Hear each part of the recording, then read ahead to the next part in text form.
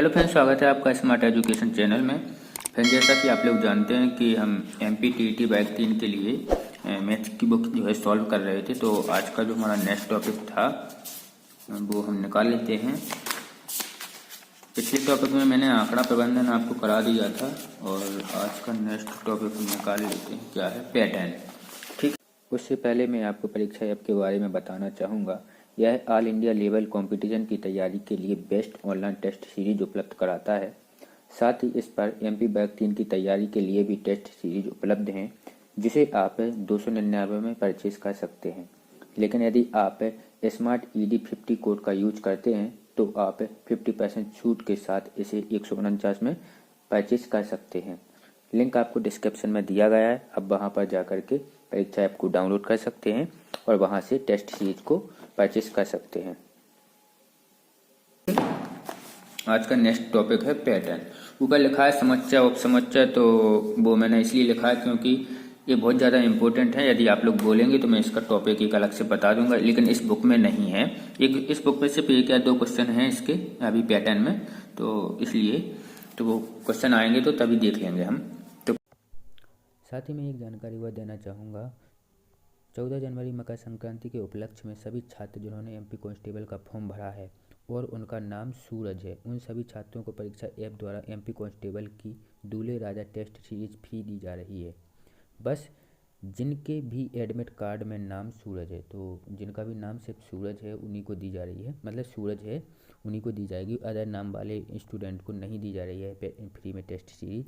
तो यदि आप यह टेस्ट सीरीज चाहते हैं तो आपको क्या करना है कि मैं आपको डिस्क्रिप्शन पे एक नंबर दे दूंगा, व्हाट्सएप नंबर, तो उस पर आपको अपने एडमिट कार्ड की फ़ोटो, ठीक है, भेज देनी है। या फिर आप एक काम कर सकते हैं कि अपना रोल नंबर और अपना रोल नंबर के साथ में अपना पूरा फुल नेम, तो इसको भी आप भेज दीजिए अपनी डिटेल को उस व्हाट्सएप नंबर पर, तो आपको यह उपलब्ध करा दी जाएगी। लेकिन मैं आपको बता दूं कि यह टेस्ट सीरीज सिर्फ 14 जनवरी के मकर संक्रांति के उपलक्ष्य में दी जा रही है, इसलिए सिर्फ 14 जनवरी 2022 को सुबह 9 बजे से शाम के 7 बजे तक ही यह जो है फ्री में ऑफर दिया जा रहा है। पहले क्वेश्चन की तरफ बढ़ते हैं हम। इसमें जो है थ्योरी नहीं दी गई है। मैंने कल ही पुराने वीडियो में आपको बताया था कि ये जो है रीजनिंग से संबंधित क्वेश्चन आंसर होते हैं, रीजनिंग की तरह क्वेश्चन आंसर होते हैं। तो देख लेते हैं। पहला क्वेश्चन है हमारा 10 ग्राम क्या है। तो 10 ग्राम के बारे में मैं आपको बता दूं, ये चाइना में जो है एक ऐसी पद्धति का विकास किया गया जिसमें कुछ आकृतियां दी गई हैं, ठीक है ना। इसमें त्रिभुज भी है, आयत भी है, ठीक है, इस वर्ग भी है। तो इस प्रकार की कई आकृतियां आपको दिख रही होंगी चित्र में। इन आकृतियों का इस्तेमाल किया जाता है बच्चों को सिखाने के लिए। जैसे इस आकृतियों के इस्तेमाल से आप कई प्रकार के चित्र बना सकते हैं, जैसे मोर बना सकते हैं, घर बना सकते हैं। इनके इस्तेमाल से आप ABCD भी बना सकते हैं और आप गिनती बना सकते हैं। तो इन आकृतियों के इस्तेमाल से आप कई प्रकार के पैटर्न बना सकते हैं। और तो इनसे क्या है, बच्चों को पढ़ाया जाता था। तो देख लेते हैं इसमें ऑप्शन क्या क्या दिए गए हैं। एक चीनी पुरानी पहेली है, हाँ ये पहेली है, पैटर्न है ये, जिसके माध्यम से बच्चों को पढ़ाया जाता था, इसे सॉल्व किया जाता है। सेकंड है हमारा विभिन्न ज्यामितीय आंकड़ों की पहचान के लिए उपयोगी है, ठीक है। थर्ड हमारा इसके 7 या 5 या 7 टुकड़े होना सही उत्तर को छांटें, ठीक है। तो अच्छा सॉरी, इसके 5 या 7 टुकड़े होते हैं, हाँ इसके 5 टुकड़े भी होते हैं और 7 टुकड़ों वाला भी होती है। ये 10 ग्राम जो होता है 5 टुकड़ों वाला होता है, 7 टुकड़ों वाला होता है। तो ठीक है, तो इसमें हमारा जो है तीनों ऑप्शन सही हैं। तो ये सही ऑप्शन इसका जो होगा D ऑप्शन होगा, ठीक है। आपको पिक्चर में दिख रहा होगा, मैंने 10 ग्राम का चित्र दिखा दिया था आपको। चलिए नेक्स्ट क्वेश्चन देख लेते हैं। आप सर्च मान लीजिएगा, यदि आपको ज्यादा समझना है तो आप सर्च मारिएगा। इमेजिया के लिए आप सर्च मान लीजिएगा 10 ग्राम की, आपको समझ में आ जाएगा कि किस प्रकार से इसका उपयोग किया जाता है। नेक्स्ट क्वेश्चन देख लेते हैं। निम्न में से कौन सा सही नहीं है, निम्न में से कौन सा सही नहीं है, तो ये बताना है। पहला है हमारा 10 सेंटीमीटर भुजा वाले वर्ग का क्षेत्रफल बराबर है 10 सेंटीमीटर लंबाई और 0.1 सेंटीमीटर चौड़ाई वाले आयतन के क्षेत्रफल की। तो ये क्या बराबर निकल रहा है कि नहीं निकल रहा है। तो 10 सेंटीमीटर भुजा वाले वर्ग का क्षेत्रफल होगा हमारा 100, क्योंकि भुजा स्क्वायर होता है क्षेत्रफल वर्ग का। इसके बाद आयत का जो क्षेत्रफल निकलेगा वो निकलेगा लंबाई गुणा चौड़ाई। तो लंबाई गुणा चौड़ाई आप कर लीजिएगा। तो यहाँ पे एक चीज देखेंगे, ये सेंटीमीटर में है, ये मीटर में है, तो इसको पहले सेंटीमीटर में बदल देंगे तो इसका भी क्या आ जाएगा, 10 सेंटीमीटर निकल आएगा। 0.1 मीटर को आप सेंटीमीटर में बदलिएगा तो 10 आपका निकल आएगा सेंटीमीटर। ठीक है, 1 मीटर बराबर 100 सेंटीमीटर, 100 सेंटीमीटर का मल्टीप्लाई करिएगा इसमें तो आपका निकल आएगा 10 सेंटीमीटर। ठीक है, 0.1 में जैसे ही करेंगे आप मीटर को बदल देंगे तो आपका 10 गुणा 10 100, तो ये तो बिल्कुल सही है क्योंकि दोनों का क्षेत्रफल कितना निकल रहा है, 100 सेंटीमीटर स्क्वायर। ठीक है, नेक्स्ट क्वेश्चन देख लेते हैं। 1 मीटर 5 सेंटीमीटर बराबर 1.5 मीटर है कि नहीं है, तो आपको बता दें सेकंड वाला ऑप्शन गलत है। बाकी को ऑप्शन हम देख लेंगे लेकिन सेकंड वाला ऑप्शन गलत है क्योंकि 1 मीटर 5 सेंटीमीटर को हम मतलब कितना होगा, टोटल अगर सेंटीमीटर में बदल दें इसको तो कितना होगा 100। 1 मीटर मतलब 100 सेंटीमीटर ये हो गया हमारा, और 5 सेंटीमीटर मतलब 100 प्लस 5 मतलब 105। ठीक है, और ये कितना होगा 1.5 मीटर है, इसका मतलब होगा कि 150 सेंटीमीटर। 1 का मतलब हो गया 100 सेंटीमीटर और 5 का 0.5 है तो इसका मतलब होगा 50 सेंटीमीटर, तो 150 सेंटीमीटर। तो ये दोनों बराबर नहीं निकल रहे तो हमारा बी ऑप्शन सही होगा। ठीक है, क्योंकि ये दोनों बराबर नहीं हो रहे हैं, इसने यही पूछा था, सही नहीं है। ठीक है, तो बी हमारा होगा। अब नेक्स्ट वाला भी देख लेते हैं। 0.40 और 0.4 समान है, तो बिल्कुल समान है क्योंकि इसके आगे इसके इस साइड कितने भी जीरो लगा दीजिए उनका कोई मतलब नहीं निकलता है फिर। ठीक है, तो ये दोनों समान है। इसके बाद ये देख लेते हैं कि डी है हमारा 3/4 इक्वल टू है 0.75, तो भाग दे लीजिएगा बराबर निकलेगा। ठीक है, 7 चौके 28 और 4 पंचे 20। ठीक है, तो वही निकलेगा। 3 में भाग नहीं जाएगा, 0 लग जाएगा, पॉइंट लग जाएगा, यहाँ पे 30 हो जाएगा, भाग दे लीजिएगा, इतना ही आएगा। नेक्स्ट क्वेश्चन देख लेते हैं, तो ऑप्शन पता इसका है बी है। ठीक है, सही। इसके बाद नेक्स्ट है, माना दिशाओं को इस प्रकार घुमाया जाए कि जहां दक्षिण पूर्व दिशा है वहां उत्तर दिशा प्रदर्शित की जाए, तब पश्चिम दिशा किधर प्रदर्शित की जाएगी। वो बोल रहा है दिशाओं के बारे में, मैं अभी पेज पे समझा देता हूँ इसको। ठीक है ना, दिशाओं को वो घुमाने के लिए बोल रहा है, तो मैं पहले लिख लेता हूँ, दिशा बना लेता हूँ। ये हमारा है, ठीक है, east west north and south. ठीक है, ये हमारी कौन सी है, नॉर्थ ईस्ट। ये हमारी कौन सी है, साउथ ईस्ट। ये हमारी है नॉर्थ वेस्ट। ये हमारी है साउथ वेस्ट। ठीक है, ये हमारी दिशाएं हैं। अब बोल रहा है कि दिशाओं को घुमाना है। ठीक है, घुमाने पे क्या है, घुमाया जाए कि जहां दक्षिण पूर्व दिशा है, दक्षिण पूर्व दिशा हमारी कहाँ है, यहाँ है। ठीक है, साउथ ईस्ट। ठीक है, दक्षिण पूर्व दिशा है, वहां कौन सी दिशा आ जाए, उत्तर दिशा प्रदर्शित की जाए। यहाँ पे क्या आ जाए, हमारी नॉर्थ मतलब जी आ जाए। ठीक है, यहाँ पे क्या आ जाए, उत्तर दिशा प्रदर्शित की जाए, तो वहां पर नॉर्थ साइड आ गई, हमारी उत्तर दिशा आ गई। अब हम देखेंगे कि यहाँ पे कितना रोटेशन हुआ है। ठीक है ना, यहाँ पे कितना डिग्री का रोटेशन हुआ है, ये तो आप जानते हैं, एक समकोण बनना तो 90 डिग्री ये हो गया और 45 ये हो गया। ठीक है ना, तो 90 प्लस 45 डिग्री घूम रहा है हमारा। ठीक है, जोड़ना नहीं है इसको, ऐसे देख लीजिए तो थोड़ी। ठीक है, 90 प्लस 45 डिग्री घूम रहा है। तो वो बोला वेस्ट दिशा जो है हमारी, वेस्ट, वो कहाँ पहुंच जाएगी, तो वो कहाँ पहुंच जाएगी, देखिए इसको भी घुमा दीजिए, इतना ही घुमा दीजिए, 90 प्लस 45, तो वेस्ट हमारी कहाँ घूम जाएगी, यहाँ पे पहुंच जाएगी, वेस्ट पहुंच जाएगी ना, वेस्ट दिशा। यदि इसको घुमाया जाए और ए यहाँ पर आ जाए तो ए कहाँ पहुंच जाएगा, ये यहाँ पे पहुंच जाएगा। ठीक है, तो ये कहाँ पे पहुंच रहा है, वेस्ट दिशा हमारी पहुंच रही है नॉर्थ ईस्ट पे, तो नॉर्थ ईस्ट इसमें देख लेंगे उत्तर पूर्व दिशा में घूम जाएगी, उत्तर पूर्व, सी ऑप्शन हमारा कौन सा, सी ऑप्शन। ठीक है, इसके बाद नेक्स्ट क्वेश्चन देख लेते हैं, चौथा क्वेश्चन। जब किसी लंबवत खंबे की लंबाई उसकी छाया के बराबर हो तो सूर्य का उन्नयन कोण होगा। ठीक है ना, तो सूर्य का उन्नयन कोण कौन सा होगा, कितने डिग्री का होगा, ये बोल रहा है। ठीक है, जब किसी खंबे की लंबाई उसकी छाया के बराबर हो जाए तो उसका उन्नयन कोण 45 डिग्री होता है। ये फिक्स है, यदि आप लोगों ने क्वेश्चन किए होंगे, क्लास 10th में बहुत क्वेश्चन आते थे इसके, तो 10th वालों को मैथ में ये क्वेश्चन किए होंगे उन्होंने, तो मैं बता देता हूँ। मान लेते हैं खंबा है, ठीक है, ये हमारा क्या है, खंबा है, और यहाँ पे मान लेते हैं सूर्य है, सूर्य है ये।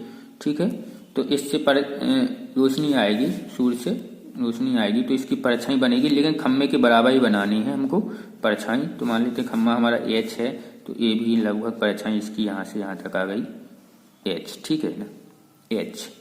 ए इसकी परछाई की लंबाई कितनी है H, ए भी हमारी H है, परछाई खम्भे के बराबर है। तो उन्नयन कोण कौन सा होता है मैं आपको बता दूं, उन्नयन कोण ए होता है, ठीक है ना। इस कोण को उन्नयन कोण करते हैं। यदि हम यहाँ से देखते हैं इसको, ठीक है ना, यहाँ से यदि हम आंख के जरिए देखेंगे इसको, ठीक है, तो ये हमारा जो है उन्नयन कोण होगा। ये कोण कौन सा कहलाता है, उन्नयन कोण, ठीक है। तो यहाँ पे कितने डिग्री का कोण बनता है, 45 डिग्री का। यदि परछाई बिल्कुल बराबर है, खम्बे दीवार कुछ भी बोल ले, ठीक है ना, ऐसे क्वेश्चन आपने किए होंगे, तो 45 डिग्री का बनता है, आप समझ गए होंगे। तो यहाँ पर ये है हमारा 45 डिग्री, बी ऑप्शन हमारा होगा, ठीक है। इसके बाद नेक्स्ट क्वेश्चन है 5वां क्वेश्चन, उसको थोड़ी ध्यान से देखिएगा। मैं जूम कर देता हूँ थोड़ा हुआ ताकि क्वेश्चन दिखे आपको, ठीक है। रिक्त स्थानों में कौन सी संख्या रखी जा सकती है, मतलब जो रिक्त स्थान है यहाँ पर कौन सी संख्या आ सकती है। यहाँ पर 4 है, यदि थोड़ा नहीं दिख रहा होगा तो मैं बता दूं, यहाँ पर 4 बना है, ठीक है ना, ये कितना है 4 है, ठीक है। अब रिक्त स्थान में आना है तो अपन को इसको सॉल्व करना है, तो मैं इसको सॉल्व कर देता हूँ। यहाँ पर है 18। देखिए आपको रो और कॉलम दोनों तरीके से देखना है, ठीक है, इसको सॉल्व करने के लिए। तो अभी वो क्लियर दिख रहा है कि इसको रो में सॉल्व किया गया है, आप देख रहे होंगे, ठीक है। इसमें भी देखना है, यदि आ जाए क्वेश्चन तो इस दोनों तरीके से देख लीजिएगा, रो और कॉलम, ठीक है। देख लेते हैं यहाँ पे 18 कैसे पहुंच रहा है।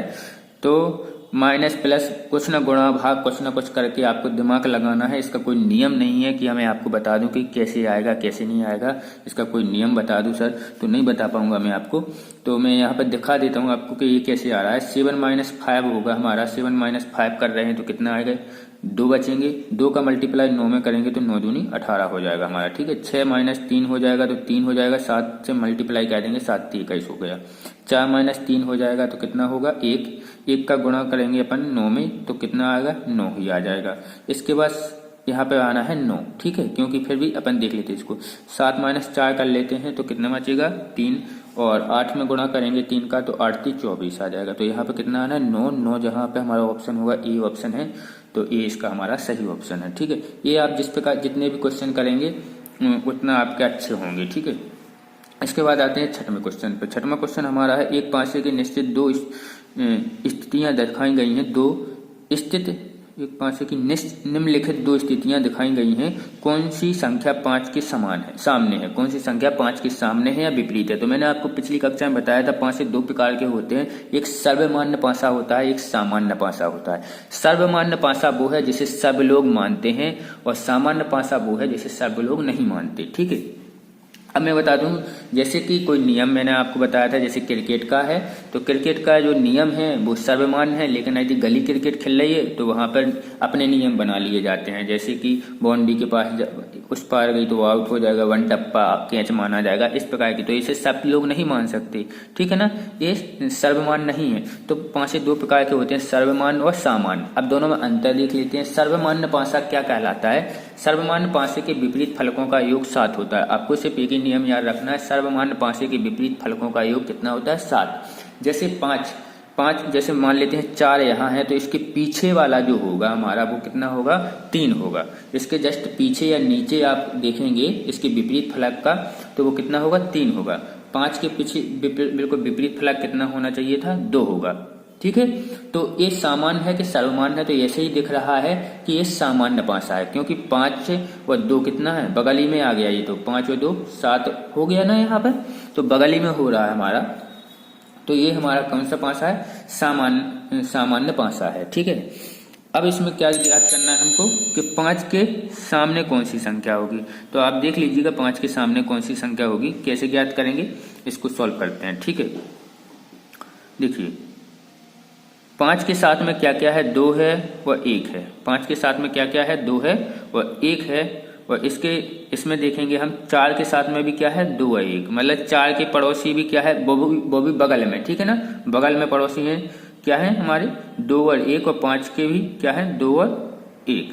तो 4 के 5 के विपरीत में क्या आएगा हमारा 4 आएगा, 5 के विपरीत में क्या आएगा 4, ठीक है। तो इसका ऑप्शन हम देख लेते हैं एक है, 1 मिनट,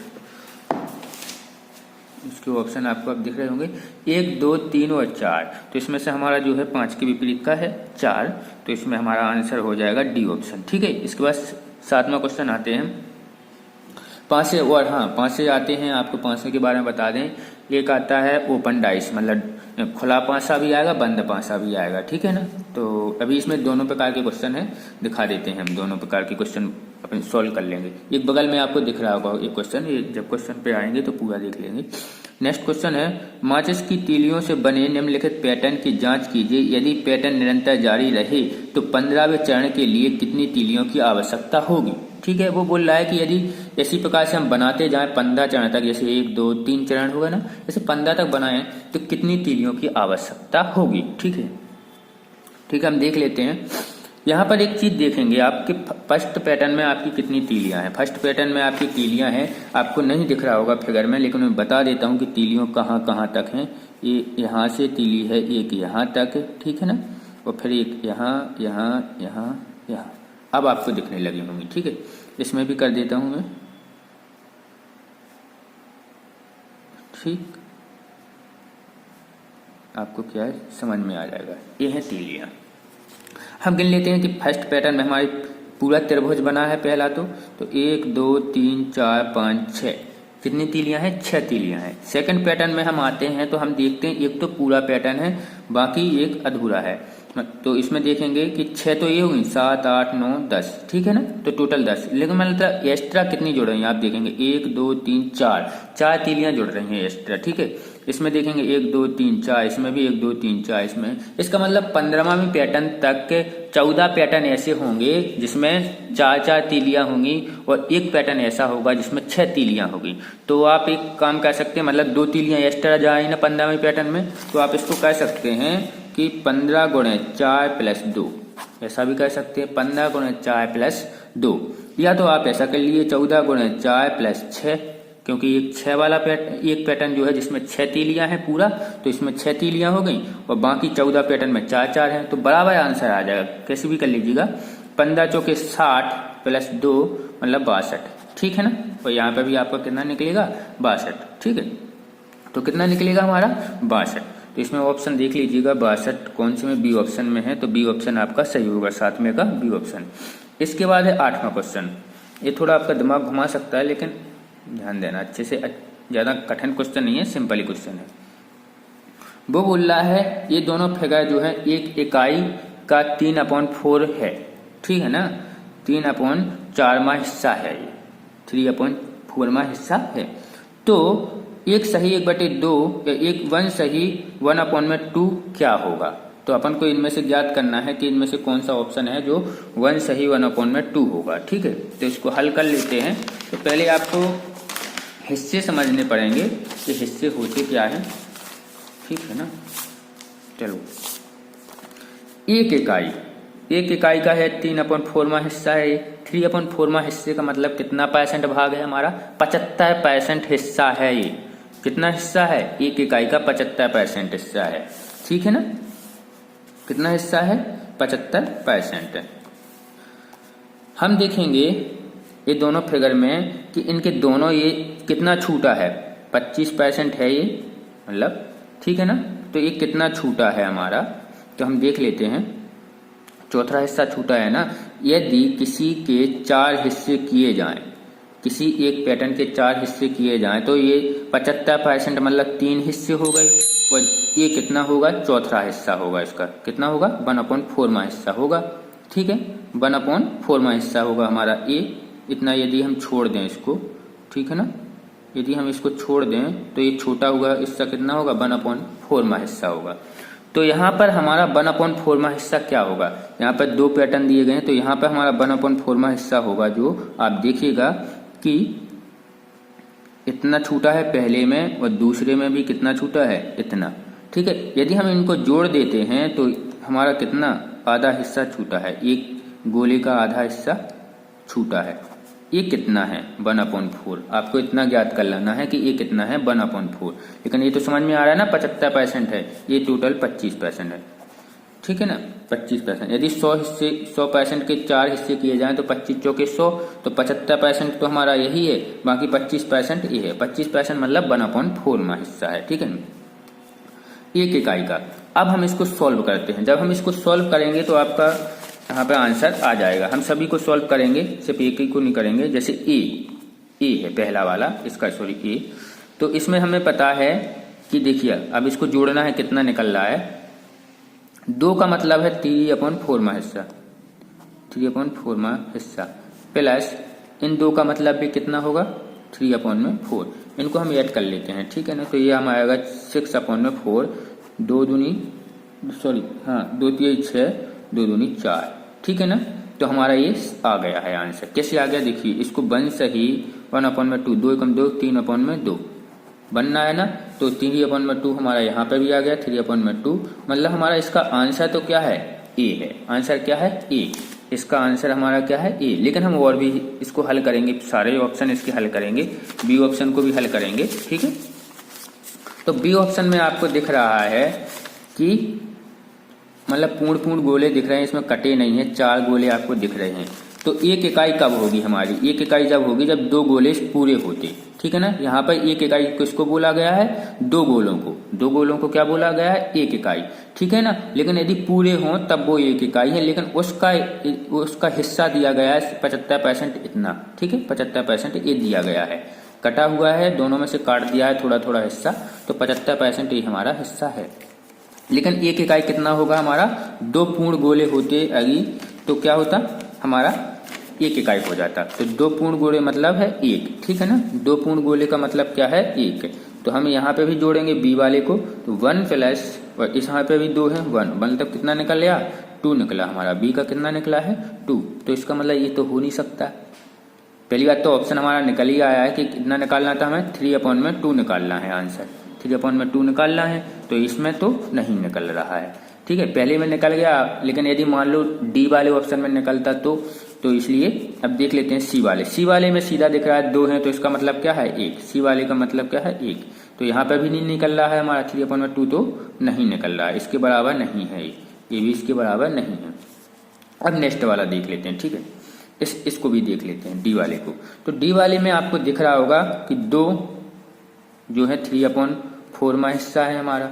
डी वाले में देखेंगे, देखिए आप दिख रहे हैं ना आपको, 2 हमारे कितने हैं, 3/4 वाला हिस्सा है ना, प्लस 1 आधा है, ये आधा है। तो ये आधा हमने निकाला था कितने के बराबर है, 1/4 के बराबर है। 1 आधा है 1/4 के बराबर, तो दूसरा भी कितना होगा, 1/4 के बराबर, ठीक है। अब इसको हल कर लेते हैं, 4 आ जाएगा हमारा, और 3 1 4 5 मतलब 5/4 आएगा, 5/4। ये भी हमारा किसके, 3/2 के बराबर नहीं है, बराबर नहीं है। तो मतलब हमारा ऑप्शन कौन सा है, हमारा ऑप्शन है ए ऑप्शन, इसका सही है, ठीक है, ये ऑप्शन सही है। इसके बाद आते हैं नेक्स्ट क्वेश्चन पे, 9वां क्वेश्चन है, ठीक है। एक शिक्षक कक्षा से आयत पर 1/8 निरूपित करने के लिए, ठीक है ना, 1/8 निरूपित मतलब एक आयत दिया गया है, उसके 8 हिस्से करने के लिए, ठीक है ना, निरूपित करने के लिए कहता है, ठीक है, उसके 8 हिस्से करने के लिए कहता है। अब कक्षा में एक आयत दे दिया गया है बच्चों को, उनसे बोले कि आप इसके बराबर 8 हिस्से कीजिए, ठीक है ना। अब सभी बच्चे एक से हिस्से करें ऐसा जरूरी थोड़ी ना है, 8 हिस्से करेंगे, बराबर करना है, लेकिन एक से ही करें ऐसा जरूरी थोड़ी ना, उनकी आकृति एक हो, ये तो क्लियर नहीं है कि एक ही से बनाएंगे सब लोग, सबका दिमाग बिल्कुल एक ही चलेगा कि बिल्कुल हमें वर्ग के रूप में काटना है, ठीक है ना।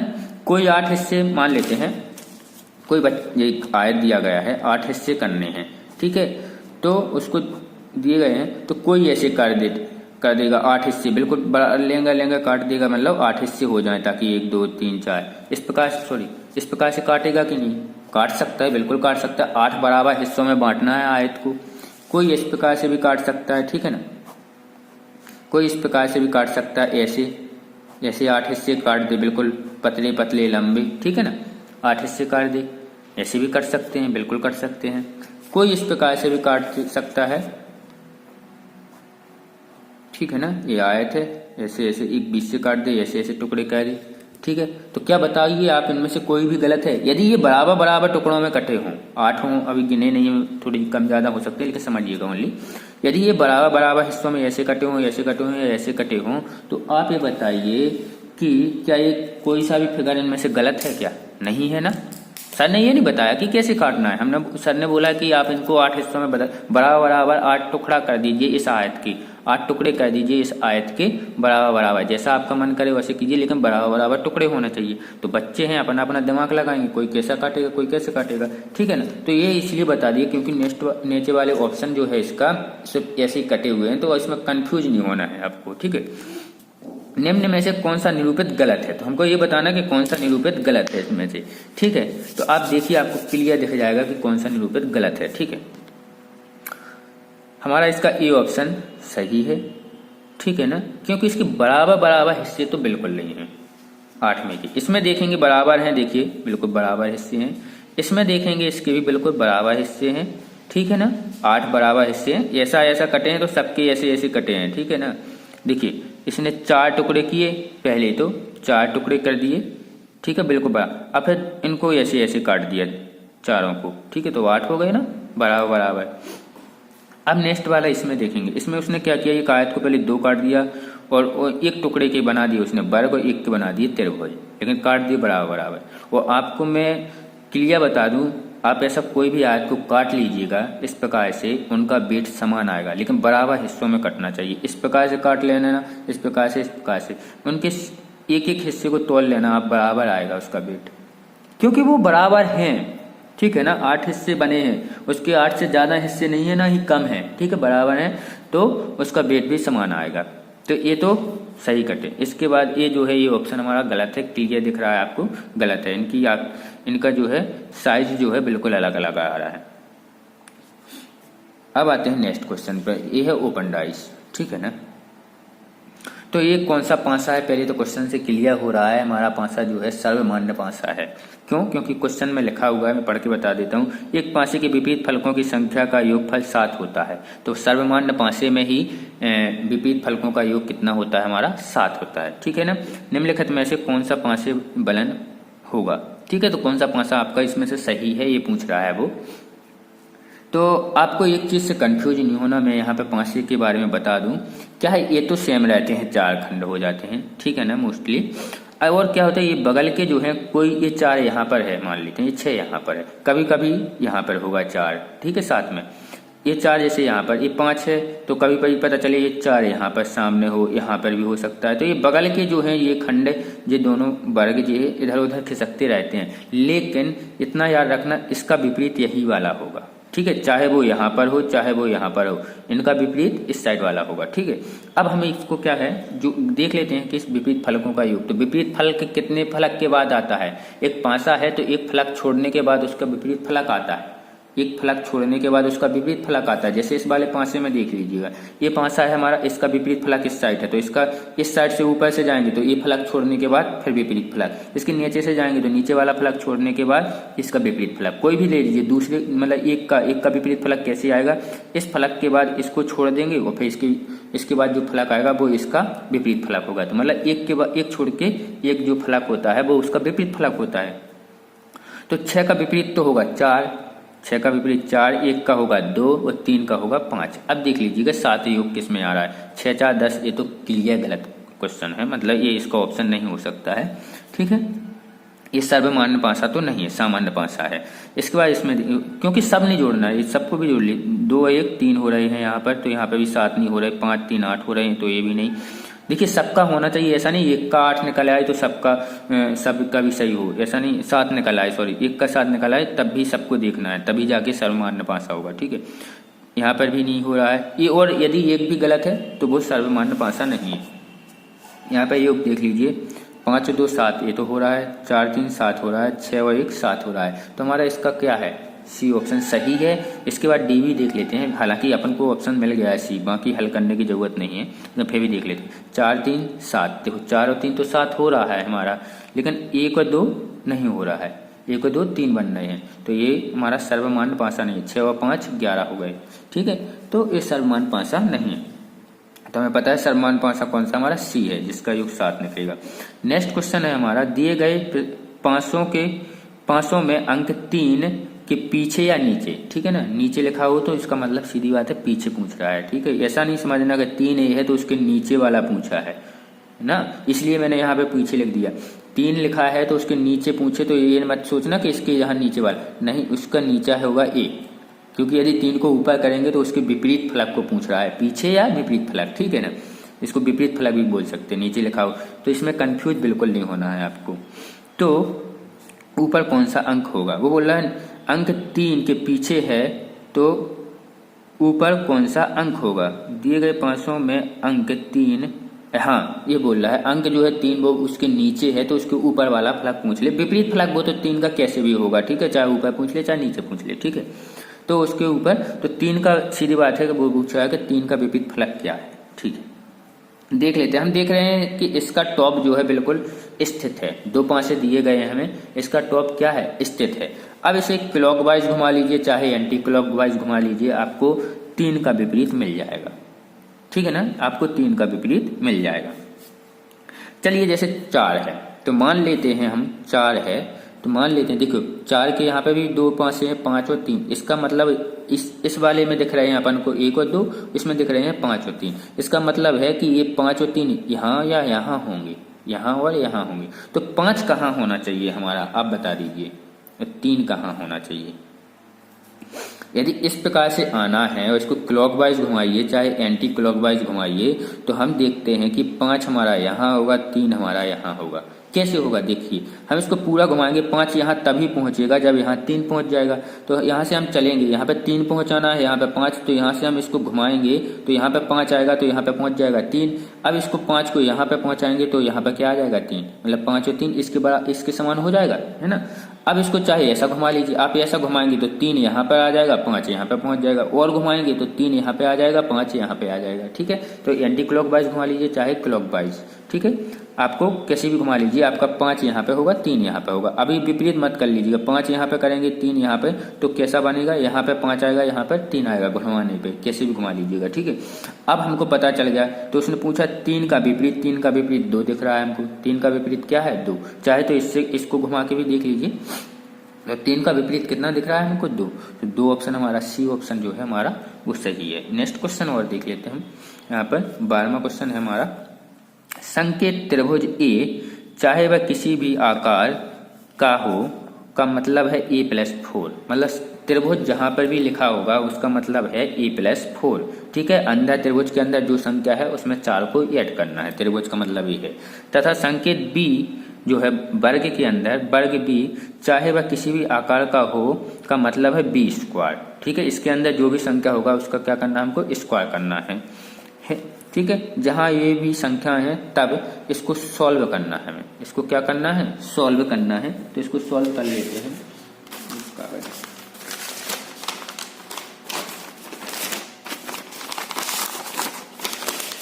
तो देख लेते हैं। हमारा पहला है, इसमें है देखिए यहाँ पर, ठीक है, ये है एक त्रिभुज है, फिर 3 है, ठीक है ना। तो हमें त्रिभुज के अंदर जो भी संख्या दी गई है उसमें क्या करना है, 4 को ऐड करना है। इसमें दिया गया है ना a+4 कर देना है, ठीक है। तो वर्ग बन जाएगा यहाँ पर, और यहाँ पर कितना हो जाएगा, और यहाँ पर कितना हो जाएगा 3+4 हो जाएगा हमारा, क्योंकि उसने बोला था ना 4 जोड़ देना। तो वर्ग के अंदर कितना आ जाएगा हमारा 4 3 7। अब इस वर्ग का मतलब क्या था, वर्ग का मतलब था स्क्वायर, तो मतलब इसके अंदर जो भी संख्या है उसका क्या करना है स्क्वायर। तो 7 का स्क्वायर यदि हम करेंगे तो कितना आएगा 49, ठीक है। तो इस प्रकार से हमें इसको सॉल्व करना है। तो पहले का आ रहा है हमारा 49, ठीक है ना, मैं सीधे सीधे कर देता हूँ इसको।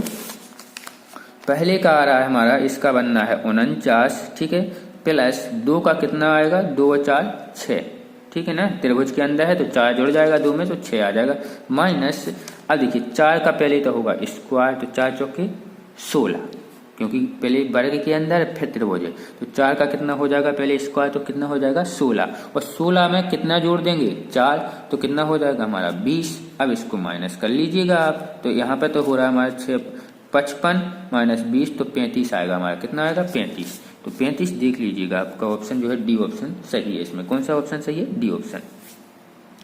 अब आते हैं नेक्स्ट क्वेश्चन। 13वां क्वेश्चन है, यदि एफ एक्स बराबर हमारा है 2x माइनस 3 अपॉन में एक्स स्क्वायर माइनस 3, ठीक है ना, एक्स स्क्वायर माइनस 3 हो तो f1/2 का मान ज्ञात कीजिए। f1 और f1/2 का मान ज्ञात कीजिए। तो मतलब x की जगह पर हमको 1/2 रखना है और ज्ञात करना है। मैं पेपर करता हूँ, ठीक है, जूम आउट कर लेता हूँ, ये थोड़ा बड़ा होगा क्वेश्चन, इसलिए मैं थोड़ा, ताकि आपको सही से दिखे, ठीक है ना। हाँ, तो इसको कर लेते हैं हम f1, पहले तो f(x) लिख लेते हैं। f(x) हमारा दिया गया है 2x दिया था माइनस 3 अपॉन में एक्स स्क्वायर माइनस 3 दिया था, ठीक है, यही था। हाँ ठीक है, तो ये देखिए, अब f1 निकालना है हमको, f1, ठीक है, f1 निकालना है। इसका मतलब है हमें x की जगह पे क्या रखना है, 1। तो सीधे सीधे कर लेते हैं, ठीक है ना। यहाँ पे 1 रखेंगे, 1 का 2 में से 2 हो जाएगा, मल्टीप्लाई 1 का स्क्वायर करेंगे 1 माइनस 3 हो जाएगा, ठीक है। तो इसको हम हल करेंगे तो यहाँ पे आएगा माइनस के 1 और माइनस के 2, तो माइनस से माइनस कट जाएगा तो हमारा आएगा 1/2। f1 का मान निकल आया है ना हमारा, कितना निकल आया, 1/2। इसी प्रकार से f1/2 का मान निकाल लेंगे, ठीक है, f1/2 का मान निकाल लेंगे। तो हम यहाँ पे रखेंगे 1/2, 2 मल्टीप्लाई, यहाँ पे देखिए सीधा है 1 आएगा, कैसे आएगा देख लेते हैं, 1/2 रख देंगे, ठीक है, 2 से 2 हमारे ये कट जाएंगे, -3, ठीक है, यहाँ पे आ जाएगा एक्स स्क्वायर 1/2 का स्क्वायर माइनस 3, ठीक है, यही होगा ना। तो आगे हम इसको सॉल्व करेंगे तो हमारा होगा क्या, 1 - 3, ठीक है, अपन में 1/4 आ जाएगा, 2 दूनी 4, स्क्वायर करेंगे इसका, देखिए स्क्वायर करेंगे तो इस 4 हो जाएगा, तो 1/4 - 3। अब इसको हम सॉल्व करेंगे जब हमारा -2 होगा यहाँ पर, और इसको करेंगे तो 4 - 12 -1 है, तो यहाँ पे वैसे आएगा 1 - 12/4, यही बनेगा। तो माइनस में से ये चला जाएगा 12 में से माइनस के 11, ठीक है ना, 4 - 4 = 12। हाँ, तो यहाँ पे हमारा जो आ जाएगा वो क्या आ जाएगा, -2 -11/4, माइनस से माइनस हमारी क्या है, कट जाएंगे, माइनस से माइनस कट जाएंगे। अब इसको पलट देंगे तो 4 दूनी यहीं पे कर देते हैं, 4 दूनी 8, 8/11, ठीक है, 8/11 आ जाएगा हमारा। तो पहले का आया था f1 का मान जो हमारा आया था 1/2 या 1/2, और यहाँ पे आया हमारा 8/11, ठीक है, 8/11। अब इनका मान रखना है हमको, क्या करना है इसका, उसने बोला है, हाँ अब भाग देना है, f1 में करना है f1/2, ठीक है। तो f1 का हमारा मान आया था, f1 का मान आया था हमारा 1/2, और इसका मान आया था 8/11, भाग ही देना है ना। तो ठीक है, कर लीजिए इसको, तो आप इसको पलट जाएंगे, ये संख्या जाएंगी तो हमारी पलट जाएंगी। सो हमारा हो जाएगा कितना, 1/2 मल्टीप्लाई 11/8, तो 11/8 16, 16, ठीक है। तो 11/16 जो है हमारा आंसर आना चाहिए। तो इसमें देख लेते हैं, बी ऑप्शन हमारा दिख रहा है 11/16, तो 11/16 जो है हमारा आंसर हो जाएगा बी ऑप्शन, ठीक। नेक्स्ट है 14वां क्वेश्चन, ये है समुच्चय। तो समुच्चय पहले आप समझ लीजिएगा होते क्या है समुच्चय, ठीक है ना। समुच्चय होता है संग्रह या सेट, अवयवों का सेट। जैसे कि ए है तो इसके अंदर जो भी दिया गया है, ठीक है, वो कहलाते हैं इसके अवयव, ठीक है। तो इनका सेट क्या कहलाएगा, समुच्चय। अब समुच्चय होते हैं कई प्रकार के, आपको हम बता दें, समुच्चय कई प्रकार के होते हैं, इसलिए इसमें लेंगे तो बहुत लंबा जाएगा, क्योंकि समुच्चय बहुत प्रकार के होते हैं। समुच्चय में यदि बोलूं तो मैं रिक्त समुच्चय होते हैं, परिमित समुच्चय होते हैं, अपरिमित समुच्चय होते हैं, समान समुच्चय होते हैं, उप समुच्चय होते हैं, ठीक है ना, और अधिसमुच्चय होते हैं, घात समुच्चय होते हैं, और आपको बताएं सार्वत्रिक समुच्चय होता है। तो बहुत प्रकार के समुच्चय होते हैं, और सम्मिलित होता है, एक सर्वनिष्ठ होता है। तो इसमें से मोस्टली ज़्यादातर इम्पोर्टेंट जो होते हैं हमारे घात समुच्चय, उप समुच्चय, रिक्त समुच्चय, और सम्मिलित समुच्चय एंड सर्वनिष्ठ समुच्चय, ठीक है ना। तो ये 3-4 प्रकार के समुच्चय इम्पोर्टेंट होते हैं, लेकिन यदि आप समुच्चय पढ़ना चाहेंगे तो मुझे बता दीजिएगा, मैं पढ़ा दूंगा आपको, ठीक है। तो पहला क्वेश्चन हम देख लेते हैं कि क्या है।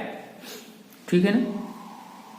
पहला क्वेश्चन है, यदि समुच्चय ए इतना दिया गया है तथा समुच्चय बी हो तो ए का सर्वनिष्ठ में ए सर्वनिष्ठ बी, मतलब ए समुच्चय ए का सर्वनिष्ठ समुच्चय बी में कितने अवयव होंगे। मतलब सर्वनिष्ठ समुच्चय निकालना है हमें, ए बी का सर्वनिष्ठ समुच्चय निकालना है। सर्वनिष्ठ का मतलब क्या होता है मैं आपको बता दूं कि इसके अंदर क्या है कि कॉमन समुच्चय देखते हैं। कॉमन समुच्चय मतलब जो सब में हो, ए और बी दोनों के उभयनिष्ठ समुच्चय होंगे, जो दोनों में होंगे, उपस्थित होंगे, उसको बोलते हैं हम सर्वनिष्ठ समुच्चय। ठीक है ना, उसको बोलेंगे हम सर्वनिष्ठ समुच्चय। ठीक है, तो इसके हम देख लेंगे कितने सर्वनिष्ठ समुच्चय हैं, वो बोल रहा है कितने सर्वनिष्ठ समुच्चय हैं। तो देख लीजिए कि कौन कौन से निकल रहे हैं। ए और बी में दोनों में कौन कौन से उभयनिष्ठ या एक समान समुच्चय हैं। तो एक तो है हमारा 3 जो दोनों में है, दोनों कौन सा 3 है। उसके बाद है हमारा 5। ठीक है, तो 2 समुच्चय हैं, ओनली 2 समुच्चय, 2 अवयव हैं जो दोनों में हैं। समुच्चय नहीं बोलेंगे, इनको अवयव बोलेंगे। तो 2 अवयव ऐसे हैं जो दोनों में हैं, तो इसका आंसर कौन सा होगा, हमारा सी आंसर होगा। ठीक है, इसके बाद नेक्स्ट आते हैं, किसी समुच्चय में अवयवों की संख्या कहलाती है, क्या कहलाती है कि कोई यदि समुच्चय दिया गया है तो उसमें अवयवों की संख्या क्या कहलाती है। तो वे होती हैं प्रमुख संख्याएं। एक समुच्चय दिया गया है, उसमें जो अवयव दिए गए हैं उनको बोलते हैं प्रमुख संख्याएं। तो आपको ये याद रखना है, प्रमुख संख्याएं। जब भी समुच्चय की परिभाषा यदि मैं लिखवाता तो उसमें बताता कि इन संख्याओं को प्रमुख संख्याएं बोलते हैं। ठीक है, जो भी अवयव दिए जाते हैं हमारे किसी समुच्चय में उनको बोलते हैं हम प्रमुख संख्याएं। तो प्रमुख संख्याएं वाला ऑप्शन देख लीजिए आप कहाँ पर है हमारा, इसमें यह डी ऑप्शन। तो डी ऑप्शन हमारा सही होगा। ठीक है, नेक्स्ट आ जाते हैं हम, नेक्स्ट आते हैं 16वें क्वेश्चन पे। यदि समुच्चय ए में 5 अवयव हैं तथा समुच्चय बी के उपसमुच्चयों की संख्या जहां कोई भी उपसमुच्चय रिक्त समुच्चय नहीं है। तो इसमें बोल रहा है यदि ए के समुच्चय के अवयव कितने हैं, हमारे 5 हैं। ठीक है, तब समुच्चय ए के उपसमुच्चयों की संख्या जहां कोई भी उप समुच्चय रिक्त समुच्चय नहीं है तब उनकी संख्या कितनी होगी। तो तब उनकी संख्या होगी 32। कितनी होगी, 32। क्यों होगी, क्योंकि यहाँ पे 5 अवयव हैं तो उनकी घात बन जाएगी 5। तो 2 पावर 5 करेंगे हम, ठीक है ना, 2 पावर कितना करेंगे 5। तो निकाल लीजिएगा 2 मल्टीप्लाई 2 मल्टीप्लाई 2 मल्टीप्लाई 2, ऐसी 5 बार निकाल लीजिएगा या और समुच्चयों की संख्या, तो निकलेगी आपकी कितनी 32। तो ठीक है, बिना रिक्त समुच्चयों के आपकी आएगी 32। और उसके बाद आया है जहां कोई भी उपसमुच्चय रिक्त समुच्चय नहीं है। तो यदि रिक्त समुच्चय नहीं है तो माइनस हो जाएगा हमारा इसमें 1, और -1 होगा तो उसके बाद हमारा जो आंसर आएगा वो होगा 1। कोई भी रिक्त समुच्चय नहीं है, इसका मतलब है 1। रिक्त समुच्चय को हम किससे प्रदर्शित करते हैं, यदि बात करें रिक्त समुच्चय की, तो रिक्त समुच्चय को हम कहते हैं इस प्रकार, ठीक, अल्फा, या इसको पता नहीं क्या बोलते, पाई बोलते हैं इस चिन्ह को, मुझे ध्यान नहीं आ रहा है कोई। तो इस प्रकार के चिन्ह से प्रदर्शित करते हैं। ठीक है, और साथ में इससे भी प्रदर्शित करते हैं, मतलब इसके अंदर कुछ नहीं लिखेंगे। ये जो मंझला कोष्टक कहलाता है हमारा, बीच का कोष्टक, तो उससे भी प्रदर्शित, जैसे यहाँ पर देख लेते हैं। तो इसके अंदर ये समुच्चय अवयव दिए गए हैं, लेकिन यदि इसमें कोई भी अवयव नहीं दिया जाता, कुछ भी नहीं होता, सिर्फ अकेली दोनों ये चिन्ह होते, कोष्टक बने होते, तो ये रिक्त समुच्चय होता। ठीक है ना, तो हमारा इससे क्या होगा, उपसमुच्चयों की संख्या तो आ जाएगी हमारी कितनी 32। उपसमुच्चयों की संख्या कितनी आ जाएगी 32, और बिना रिक्त उपसमुच्चयों की संख्या हो जाएगी हमारी 1। तो 32 - 1 हो जाएगा हमारा, तो कितना निकल आएगा 31। मतलब बिना रिक्त उपसमुच्चयों की संख्या निकालने के लिए हम -1 कर देंगे, तो हमारा कितने आ जाएगा 31। तो इसमें आंसर हमारा जो है डी ऑप्शन सही है। कौन सा ऑप्शन है, डी ऑप्शन सही है। अब आते हैं हमारे नेक्स्ट क्वेश्चन है, तो जी हैं इस प्रकार के क्वेश्चन अंकों वाले। तो मैंने आपको बोला था अंकों वाले क्वेश्चन होंगे। तो हमारी वीडियो वैसे ही 42 मिनट की होगी, बहुत बड़ी हो गई है, तो इसको मैं थोड़ा थोड़ा बता देता हूँ, आपको हल करना है, इसमें दिमाग लगाना है ओनली। तो ये कैसे कैसे हो जाते हैं, मान लेते संख्या हैं ये, ठीक है, याद रखना, ये गोले नहीं है, क्या है, संख्या हैं। कैसे कैसे होते हैं इसको याद रखना आप, ठीक है। ये क्या है, हमारी संख्याएं हैं। ठीक है, अब पूछेगा यहाँ पर क्या आएगा, ठीक है। तो आपको यहाँ पर क्या आएगा, तो आप किस प्रकार से हल करना है देखते जाना। कैसे कैसे पूछ लेता है, या तो इनके बीच में क्या होगा +1, या तो क्या होगा +1, ठीक है ना।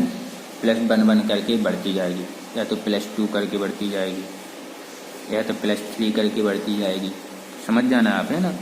या +3 करके, या +4 करके, ऐसी +5 तक आती है मोस्टली, या फिर आएगी 5, 10, 15, 20, ऐसे की जो आपको समझ में आ जाएगी। इसके बाद आती है माइनस में, या तो -1 होगी सब में, ठीक है, या -2 होगी, ठीक है, या -3 ऐसे होगी।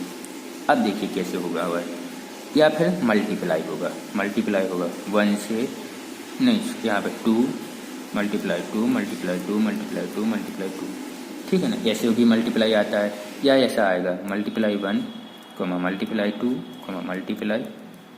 ×3, मतलब पहली संख्या में 1 से गुणा होगा, दूसरी में 2 से, तीसरी में 3 से, चौथी में 4 से, ठीक है, ऐसे आ जाते हैं। अब आते हैं हम एक संख्या छोड़ के,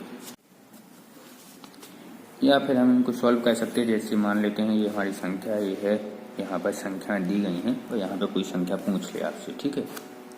तो कैसे करेंगे, इनमें क्या है, एक संख्या छोड़ के इनको हल करते हैं, एक संख्या छोड़ के। जैसे इसको इससे प्रदर्शित होगा, ये हमारी इससे प्रदर्शित होगी, ठीक है। ये संख्या जाएगी हमारी यहाँ पर और ये यहाँ से जाएगी यहाँ पर। तो इस प्रकार से एक संख्या छोड़ एक संख्या होगी, ठीक है। यहाँ पर +1 हो सकता है, यहाँ पर +2 चल सकता है, ठीक है, में +2 जुड़ेंगे, इस वाली संख्याओं में, नीचे वाली संख्याओं में +1, ठीक है। या फिर क्या होगा, एक में माइनस होगा, एक में प्लस होगा। जैसे देख लेते हैं, इनको हल कीजिएगा आप, बनने लगेंगे क्वेश्चन आप पे, ठीक है। मान लेते हैं ये यहाँ पर है और ये जाएगी यहाँ पर, ये यहाँ पर जाएगी और ये जाएगी हमारी यहाँ पर। ये वाली संख्या हमको प्रदर्शित करनी है क्वेश्चन मार्क वाली को। तो यहाँ पर हो गया मान लो -1, यहाँ पर हो जाएगा +1, यहाँ पर होगा -1, यहाँ पर होगा +1, या अंतर होगा, यहाँ पे -1 +2 होगा, -1 +2 होगा, या होगा -2 +1 -2 +1। ऐसे डिफरेंट होंगे, ठीक है ना, डिफरेंट अलग अलग तरीके से आपको इस प्रकार के क्वेश्चन बनेंगे और पूछेगा पैटर्न में कि कौन सी संख्या यहाँ पे आएगी। तो इसमें आपको दिमाग लगाना है, ठीक है। और मैंने बता दिया कि कैसे कैसे मोस्टली आते हैं, तो इसी प्रकार से। या फिर वर्ग आते हैं, ठीक है ना, वर्ग आते हैं और घन आते हैं, वर्ग, ठीक है ना। मतलब ये संख्या दी गई हैं और पूछे तो इसका वर्ग होगा a, इसका वर्ग होगा हमारा a, स्क्वायर आ जाएगा, ठीक है ना, स्क्वायर वर्ग, इसका वर्ग हो जाएगा a, इसका वर्ग a, इसका वर्ग a, ऐसा होगा, ठीक है ना। या फिर कैसा होगा देखिए, या फिर ऐसा होगा, आगे की संख्या ज्ञात करनी है, तो या फिर इसमें ऐसा होगा 1 का स्क्वायर + 2 का स्क्वायर + 3 का स्क्वायर + 4 का स्क्वायर, ठीक है ना। तो इस प्रकार से अलग अलग स्क्वायर आएंगे आपके, 1 का स्क्वायर + 2 का स्क्वायर + 3 का स्क्वायर + 4 का स्क्वायर। तो अलग अलग इस प्रकार के स्क्वायर आपसे पूछे जाएंगे और यहाँ पर क्वेश्चन निकलेगा तो यहाँ पे 5 का स्क्वायर निकलेगा, ठीक है। तो फ्रेंड्स, अब यदि आपको वीडियो पसंद आई तो प्लीज़ सब्सक्राइब कर लीजिएगा चैनल को और साथ में लाइक एवं कमेंट जरूर कीजिएगा। यदि कुछ भी समझ में नहीं आता है तो आप मुझसे पूछ सकते हैं।